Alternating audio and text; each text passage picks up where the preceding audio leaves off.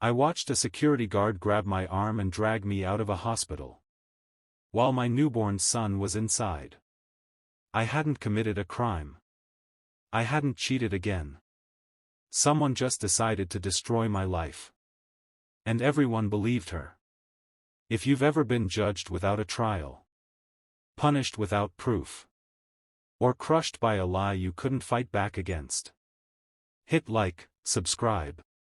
Because this is one of the most emotionally brutal revenge stories you'll hear today. Let me be clear from the start. I messed up. I cheated on my girlfriend of 8 years. No excuses. No justifications. And when the truth came out, I lost almost everything. My job. My friends. My reputation. And Annie, the woman I thought I'd marry, disappeared from my life like I never existed. No yelling. No confrontation. No closure. Just silence. She packed my things and dropped them at my parents' house before I even knew she'd found out. Then she blocked me everywhere. I sent hundreds of messages. Apologies. Explanations. Begging. Nothing.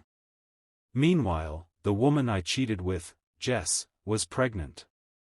And despite the chaos, I decided to do the one thing I could do right. I committed fully. No wandering eyes. No secret messages. No games. I was going to be a father. Almost a year passed without a word from Annie. Then one afternoon, in a small shop, I saw her. My chest tightened like I'd been punched. She was cold. Distant. Controlled. And then she said something that hooked me instantly. She'd found my grandfather's keychain, the one thing I'd thought was gone forever. It wasn't worth money. But it was worth me. She told me I could collect it on Saturday morning. That Saturday was less than a week after Jess's due date. I hesitated. But Annie's voice was flat when she said, "Saturday or the bin." So I agreed. My son was born late. Less than 24 hours old when I drove to my old house. I planned to be in and out. Instead, Annie invited me inside. She wanted to talk. And for the first time in a year, she looked human again. We talked about everything. The betrayal. The hurt. The ending. I apologized, properly. She wished me well. When she hugged me goodbye, I held on a second longer than I should have. Not out of desire. Out of relief. An hour later, I walked into the hospital. And everything collapsed. My access had been revoked. No explanation. No discussion. Just a nurse refusing eye contact and a security guard standing closer than necessary. Then my phone buzzed. A screen recording. Doorbell footage. Me entering Annie's house at 9:30. Leaving just after 10:15. The hug, cut perfectly to look like a kiss. And a message underneath.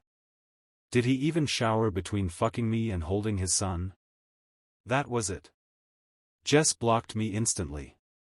Her mother called me names I can't repeat. Friends stopped answering. Even my own mother asked why I'd ruined my life again. I'd never felt so powerless. I slept on my childhood bed, staring at the ceiling, replaying every second. I knew I was guilty once. That's what made this work. No one believed a man who'd already betrayed once. Weeks passed. Then months. Court dates moved slowly. Money drained fast. And I realized something chilling. Annie hadn't rushed this. She'd waited.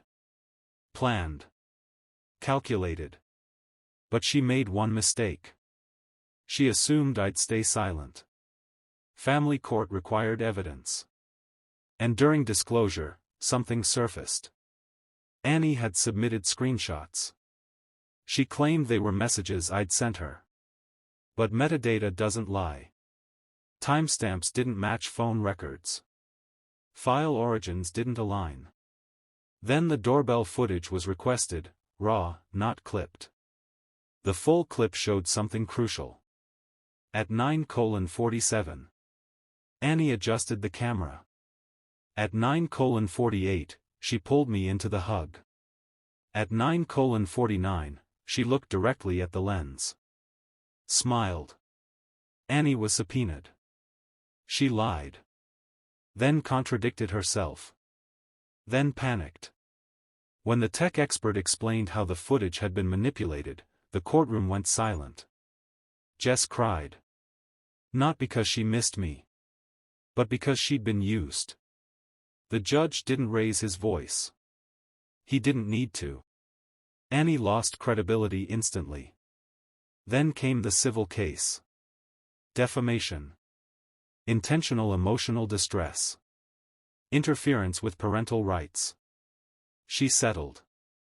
Quietly. Expensively. The first time I held my son again, he wrapped his fingers around mine. And Annie? She lost friends. Work opportunities.